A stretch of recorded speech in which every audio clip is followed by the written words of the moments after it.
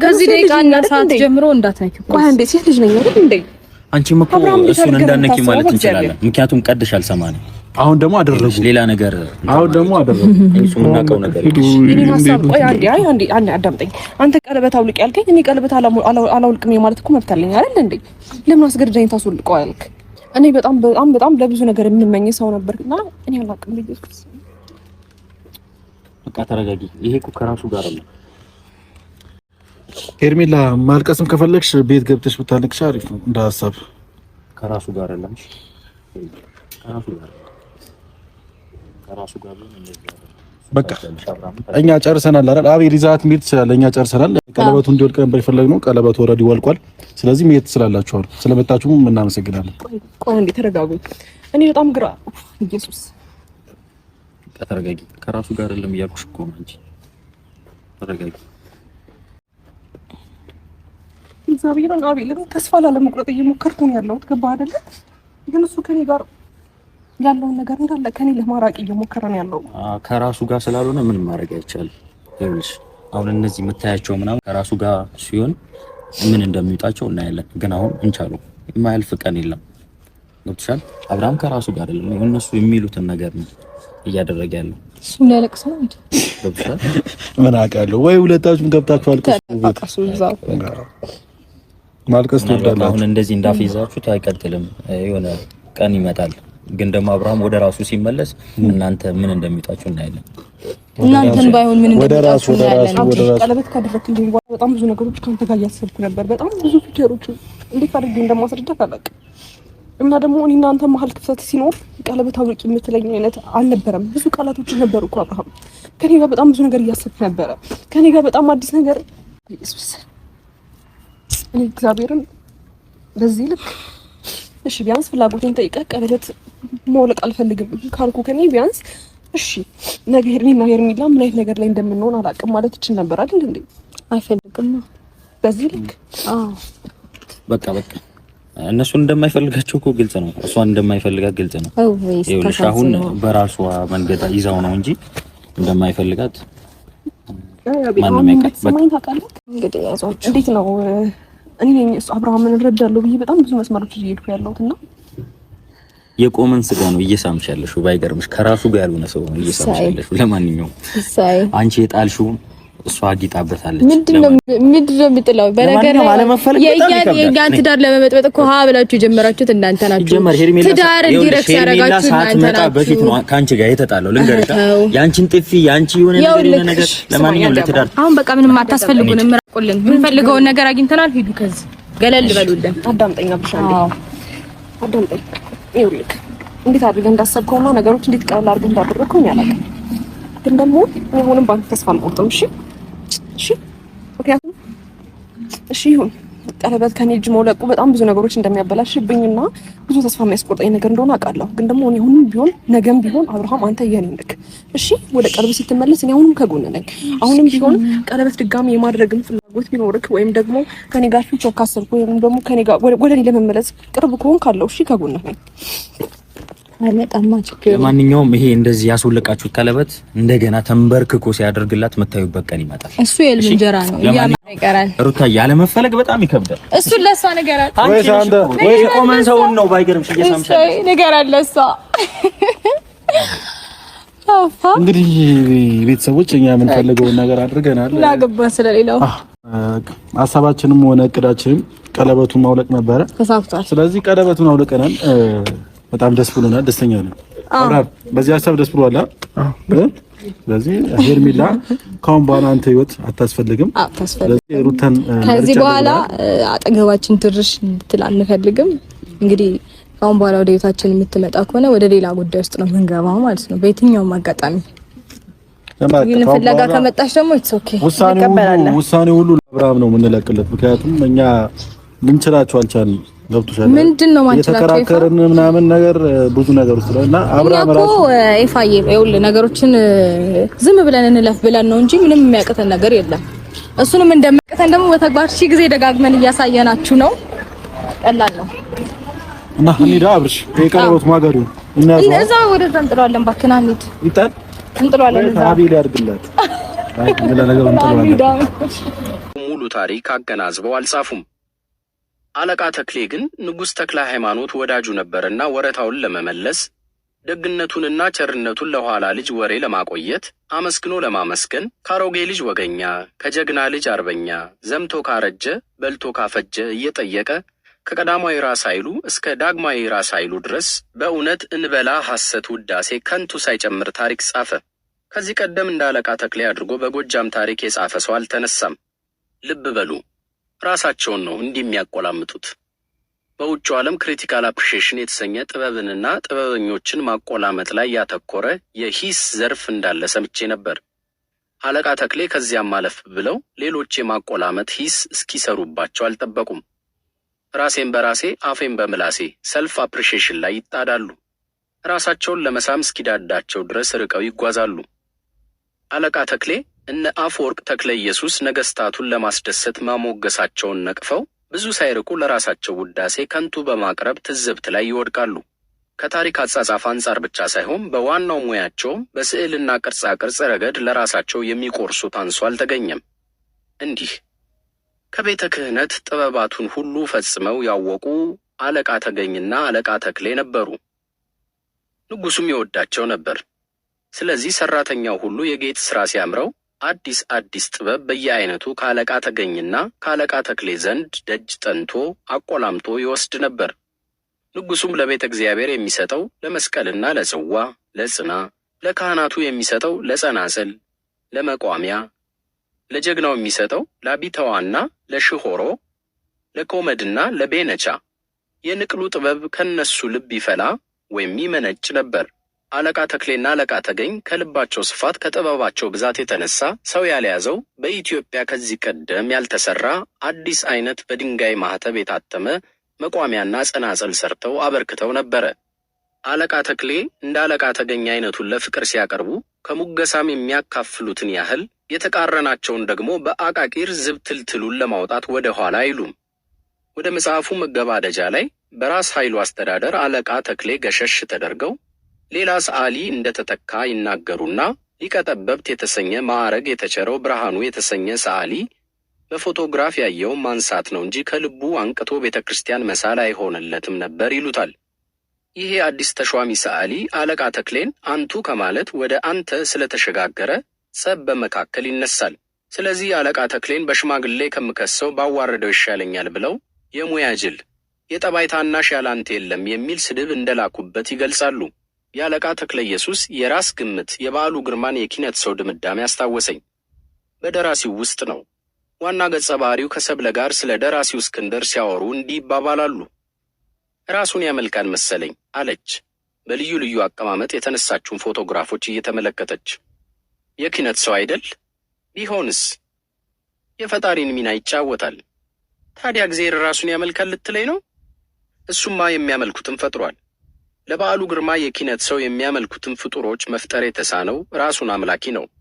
አለቃ ተክለ ኢየሱስም ከታሪክ ጸሐፊነታቸው በላይ ሰዓሊና ቀራጺነታቸው በዓሉ ለጠቀሰው ዕጣ ፈንታ ሳይዳርጋቸው አልቀረም።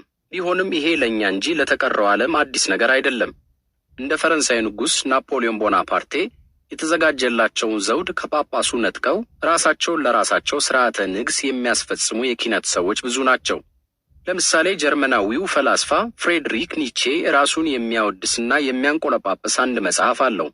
Why I am so wise፣ ለምን በጣም ብልህ እንደሆንኩ በሚል ርዕስ በ1908 ዓ.ም የታተመው ይሄ መጽሐፍ 3 ምዕራፎች አሉት። ለምዕራፎቹ የሰጣቸውን ንዑስ ርዕሶች ማየት ብቻ የኒቼን አዝማሚያ ግልጽ ያደርጋል። Why I am so wise፣ Why I am so clever እና Why I write such good books የሚል ነበር። መጽሐፉ በወጣበት ዘመን መነጋገሪያ የሆነ ቢሆንም በመጨረሻ ኒቼ ላይ በወቅቱ የደረሰው የመነጠልና የአእምሮ ህመም ተደራርቦ መጽሐፉን እንዲጽፍ እንደገፋፋው ተደምድሟል። የኛ አለቃ ተክለ ኢየሱስ ምክንያታቸው ምን ይሆን? በእርግጥ ከዚህ ጋር አያይዙት እንጂ ዶክተር ስርግው ገላው የሚነግሩን አንድ የጥናት ውጤት አለ። አለቃ ተክለ ኢየሱስ በአብነት ትምህርታቸው እጅግ ደካማ ከሚባሉት የሚመደቡ እንደነበሩ፣ ለቅኔ ሆነ ለዜማ ትምህርት ሳይመጥኑ ቀርተው ወደ ስዕልና ቅርጻ ቅርጽ መዛወራቸው የበታችነት ስሜት አሳድሮባቸው ወደ ተቃራኒ ጥግ ገፍቷቸው ይሆን? አይታወቅም። የሚታወቀው አለቃ ተክለ ኢየሱስ ለራሳቸው ያላቸውን ግምት እኛም እንድንደግምላቸው ግድ የሚለን ግሩም መጽሐፍ እንዳቀረቡልን ብቻ ነው። እንደ ናፖሊዮን ቦናፓርቴ ከጳጳሱ እጅ ባይነጥቁም ዘውዱ ጭንቅላታቸው ላይ መጥለቁ አይቀርም ነበር። ትንሽ ቸኮሉ ብለን እንለፈው።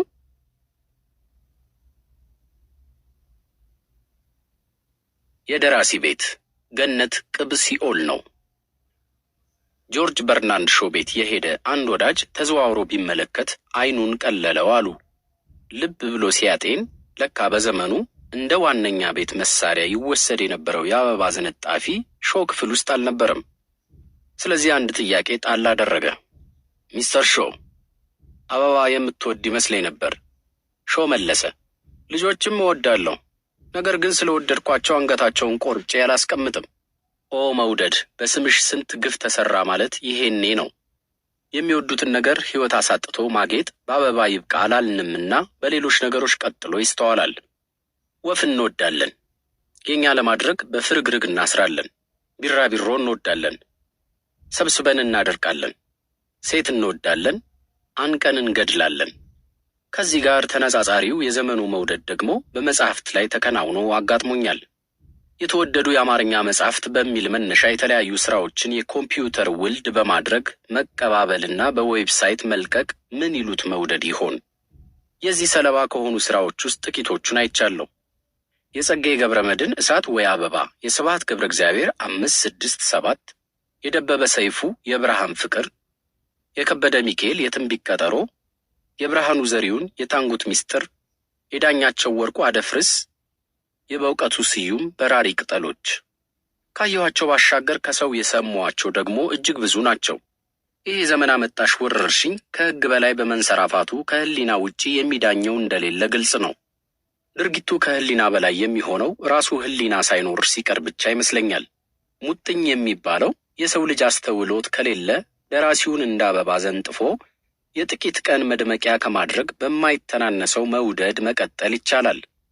ባለፈው ሳምንት አንድ ወዳጄ ደውሎ የኔም መጽሐፍ የኮምፒውተር ውልድ ተደርጎ ዌብሳይት ላይ መለቀቁን ነገረኝ። የቱ መጽሐፍ ስል ጠየቅኩት። አጥቢያ አለኝ። ግራ ተጋባሁ። አጥቢያ 3000 ኮፒ ታተመው ከ8 ዓመታት በፊት ነበር። ተሽጦ ያለቀው በ7 ዓመታት ምጥ በመሆኑ ለዚህ መጽሐፍ መጥፎ ትዝታ አለኝ። አሳታሚው ሱቅ ውስጥ ተደርድሮ ስመለከተው እንደ ደም ማነስ ያለ ተስፋ መቁረጥ ዥው አድርጎ ይወስደኝ ነበር። የህትመቱ ወጪ የተሸፈነው በአሳታሚውና በአንድ ጓደኛዬ መዋጮ ሲሆን መጽሐፉ በ7ኛ ዓመቱ ሲያልቅ ያተረፍኩት ትልቅ እፎይታ ብቻ ነበር። አሁን ከ4 ወር በፊትም ደግሞ ለሁለተኛ እትም የሚያነሳሱ መረጃዎች በመብዛታቸው ከአንድ አሳታሚ ጋር ተዋውዬ 3000 ቅጂ ታተመ። ውረድ እንውረድ ያሉት የአጥቢያ ጠያቂዎች አፋፍ ቆመው ስላስደበደቡ የታተመው እንዳለ ተቀምጧል የሚል መረጃ ሰሞኑን ደርሶኛል። ለሁለተኛው እትም ሁለተኛ ዙር ተስፋ መቁረጥ እየዳዳኝ ሳለ ነው በዌብሳይት መለቀቁን የሰማሁት። የሚገርመው ደግሞ ኮፒ ያደረጉት ሁለተኛውን እትም ከነሽፋኑ ነው። ለምን? ዋጋው በዛ? ከገበያ ጠፋ? ያን ያህል ተፈለገ? ይህ ሁሉ ምክንያት አይሆንም መንስኤው። ያው አበባን ወዶ በመዘንጠፍ የመርካታ ባዜ የተጠናወተው ይመስላል። ጥሩ ደራሲ ሆኖ ግሩም መጽሐፍ ጽፎ የመክበር ባህልም ሎተሪ ቆርጦ እድለኛ ከመሆን ጋር ተነጻጻሪ ነው። መክበር ቀርቶ መኖር አይቻልም። ይህንን በሌሎቹ ደራሲዎች ሕይወት ሳይሆን ከእኔ ኑሮ አረጋግጫለሁ። እንዲህ ከፋል ብዬ ባልጠብቅም ከመጀመሪያው ደራሲነት መሻቴ ጋር ድሎትን አዳብዬ አላሰብኩም። አዘቅቱ ግን እገምተው ከነበረው በታች ጨርሶ የማይታይ ሩቅ ነው። ለተረት የቀረቡ የሕይወት ቅንጣቶች የበዙበት ዥንጉርጉር። ይሄም ሆኖ ያንን ሁሉ መከራ ለማካካስ የማይገደው የሰው መውደድ አለበት። ያለመዋሸት የደራሲ ቤት ገነት ቅብ ሲኦል መሆኑ እሙን ነው። በእጥረት የተወጠረ የመከራ ዳስ ሆኖ ሳለ ሌሎች ነፍሶች እንዲጠለሉት ግድ ያለ ጊዜ ያኔ መከራው ይከፋል። ሚስትና ልጆች ካሉ ማለቴ ነው። ለዚህ ማሳያ የበዓሉ ግርማን ደራሲው የተሰኘ ልቦለድ ማንበብ በቂ ነው። ደራሲ ሲራክ በመጽሐፍቶቹ የገባውን ኪሳራ ሚስቱና ልጁ ሲገፈግፉ በጉልህ ይታያል። በእጥረት የመወጠሩ ችግር በኑሮ ጉድለት ብቻ የሚተረጎም አይደለም። የፍቅርና የእንክብካቤ ማጣት የተጠናወተውም ነው። ለዚህ ደግሞ የበዓሉ ግርማን ልቦለድ ሳይሆን ሕይወቱን እንጥቀስ። የከአድማስ ባሻገርን መታሰቢያነት ለባለቤቱና ለልጆቹ ሰጥቷል። የመታሰቢያነቱን ምክንያት ደግሞ ምስጋናው ላይ እንዲህ ሲል ገልጾታል። ለውጥና ሽርሽር እያማራቸው ቤት ውስጥ ከወር ወር ተዘግተው በመክረም ፍላጎታቸውን መስዋዕት ላደረጉት ለባለቤቴ ለአልማዝ፣ ለልጆቼ ለመስከረምና ለዘላለም ምስጋና ይገባቸዋል። እነዚህ ነፍሶች መስዋዕት ያደረጉት ፍላጎታቸውን ብቻ ሳይሆን ባለቤቴ ባሏን፣ ልጆች አባታቸውን ጭምር ነው። ደራሲው ዓመቱን ሙሉ ከድርሰት ጋር ነውና ቤት ውስጥ ቢሆንም ከእነርሱ ጋር እንዳይደለ እሙን ነው። እናስ ባልንና አባትን ያህል እጥረት እንኳንስ በጎዳደለ ኑሮ ድሎት በበዛበት ሕይወት ይካካሳል? እንግዲህ መጽሐፍትን የኮምፒውተር ውልድ አድርጎ ያለ ዋጋ ማስቀረት ከሕግም በላይ የህሊና ጥያቄ የሚኖርበት እዚህ ላይ ነው። ሰው ስንቴ ይቀጣ? በኑሮ እጥረት፣ በባል ፍቅር እጦት፣ በአባት እንክብካቤ ጉድለት፣ ከዚህ ሁሉ በኋላ ደግሞ በውርስ መጽሐፍት መና መቅረት። ከዚህ ውስጥ እጅን ማስገባት ንጹሐንን ሰለባ የማድረግ ግፍ አለበት። እደግመዋለሁ፣ ይህ ዘመን አመጣሽ ወረርሽኝ ከሕግ በላይ የተንሰራፋ ነውና ከህሊና ውጪ የሚዳኘው እንደሌለ ሙን ነው። ድርጊቱ ከህሊና በላይ የሚሆነው ራሱ ህሊና ሳይኖር ሲቀር ብቻ ይመስለኛል። ሙጥኝ የሚባለው የሰው ልጅ አስተውሎት ከሌለ ደራሲውንና ቤተሰቡን እንደ አበባ ዘንጥፎ የጥቂት ቀን መድመቂያ ከማድረግ በማይተናነሰው መውደድ መቀጠል ይቻላል።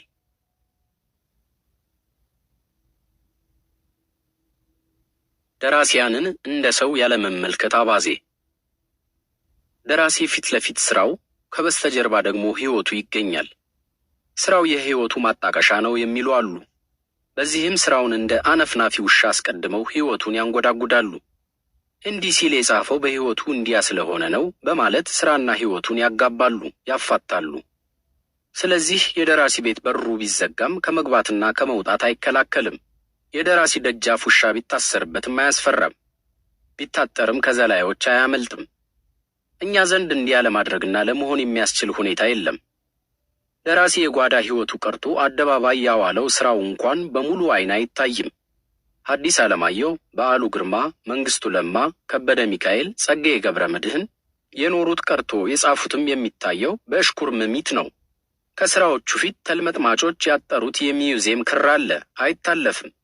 የጽሑፍ ማስጠንቀቂያም አለ፣ በእጅ መንካት ክልክል ነው የሚል።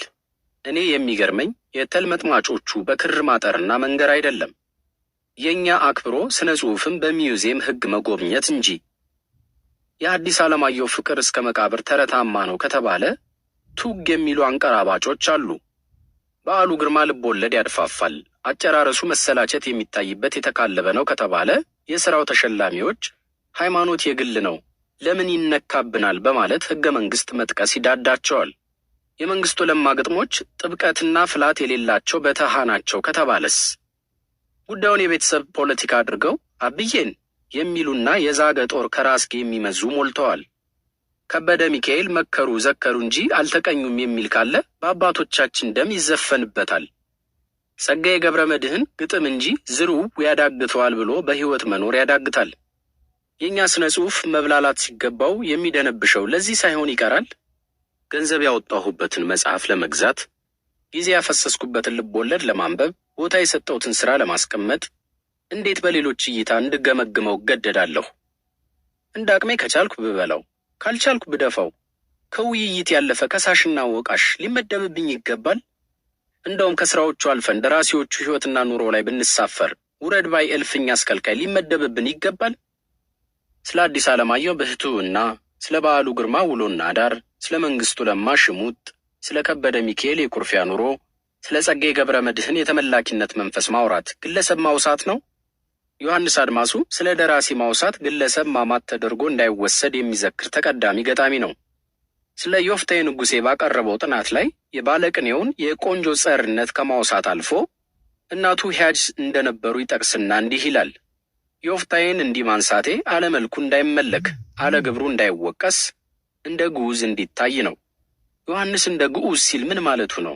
እንደ ዕቃ፣ እንደ ሐውልት ወይስ ምን ብለን እንጠይቅ። ዮሐንስ ማለት የፈለገው ዮፍታሔ እንደ ግለሰባዊ ህልው አድራሻና መዳረሻ እንዳለው ሳይሆን ለመወያያ ወደ ሐሳብነት ደረጃ ከፍ አድርገን የሰው ልጅ ምስጢር ማስተንተኛ ይሁነን ነው። ደራሲን ከሰውነት አውጥቶ ወደ ሐሳብነት ማሳደግ ለህብረተሰብ አውጠንጣኝነት የሚበጅ ነው። እኛ ግን ለዚህ አልታደልንም። በተለይ ጥቂቶቹ ደራሲዎቻችን ከዚህ ዓለም በሞት ከተለዩ በኋላ በስማቸው የሥነ ጽሑፍ ደብር ይደበርና ጭፍን አምልኮ ይካሄድባቸዋል። አለመልኩ ይመለካሉ፣ አለግብሩ ይዘከራሉ፣ በመጨረሻም አይመረመሬ ይሆናሉ። ይሄን አምልኮ ለመሻር በማሰብ ይመስላል ብርሃኑ ዘሪሁን አዲስ ዘመን ጋዜጣ ላይ ስለ ደራሲዎች ቁርቁስ ተከታታይ መጣጥፍ አቅርቦ ነበር። በተለይ መንግስቱ ለማና ጸጋዬ ገብረመድህን ያላቸውን የፉክክር አታካራ ጠንክሮ ጠቅሶታል። ስለዚህ ጉዳይ የተጠየቀው ጸጋዬ ገብረመድህን ጦቢያ መጽሔት ላይ እንዲህ በማለት መልስ ሰጥቶ ነበር። ወዳጄ ብርሃኑ ዘሪሁን ነበር። በተለመደ ቅንነቱ በስነ ጽሑፍ ዓለም የደራሲያን መከራከርና መወዳደር ሙያውን ያዳብራል፣ የአንባቢውንም ሕዝብ ጣዕምና ግንዛቤ ያካብታል በሚል ትክክለኛ ሐሳብ ተነስቶ በአዲስ ዘመን አምድ ላይ የደራሲያን ጦርነት ብሎ ያስቀመጠው መልእክት እሱም እኛም ወዳላሰብነው አቅጣጫ ሄዶ ለከተሜው የቧልት ፍጆታ ሆነ። እስከ ዛሬ ጦርነት እየተባለ በምሁራን አካባቢ ይቧለትበታል እንጂ ከወዳጄ ከመንግስቱ ለማ ጋር እንኳን ጦርነት ቁርቋዞም አልነበረንም። ጸጋዬ ይህን ይበል እንጂ መለስ አድርጎ ስለ መንግስቱ ለማ ቀልድ ለበስ ንግግር ሲገልጽ አንዳች ነገር እንደነበር ለመጠርጠር እንገደዳለን። እኔ ከገጠር ሜጫ ምድር ከገበሬና ከመለስተኛ ነጋዴ ቤተሰብ መጥቼ አዲስ አበባ በሚኒሊክ ከተማ በብዙ የሥነ ጽሑፍ ታላላቅ ሰዎች በታወቁበት በተደራጁበትና ስር በሰደዱ መሃል ገብቼ ገና በ29 ዓመቴ ስሸለም የነፍሳቸውን መክሊት እንደወሰድኩባቸው ያህል በተለይ ጉምቶች የሥነ ጽሑፍ አባቶች ያደረሱብኝን የምቀኝነት ቁስር በቁጭት ሳስታውሰው የወዳጄ መንግስቱ ለማ ድማም ቅሬታ እንኳንስ ሊያማርረኝ እንደ ቅድመ ማስጠንቀቂያ ምክር ነበር የጠቀመኝ።